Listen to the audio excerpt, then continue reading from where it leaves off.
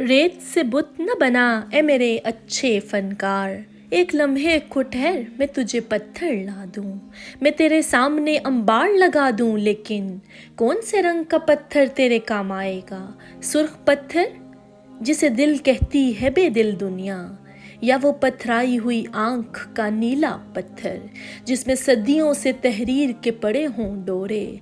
या तुझे रूह के पत्थर की ज़रूरत होगी जिस पे हक बात भी पत्थर की तरह गिरती है? एक वो पत्थर है जिसे कहते हैं तहजीब सफ़ेद, इसके मरमर में स्याह खून झलक जाता है। एक इंसाफ का पत्थर भी तो होता है, मगर हाथ में तेशाए ज़र हो तो वो हाथ आता है।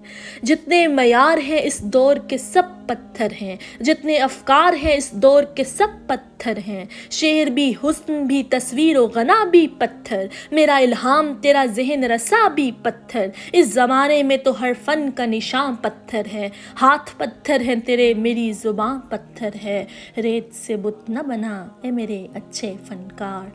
एक लम्हे को ठहर मैं तुझे पत्थर ला दूं।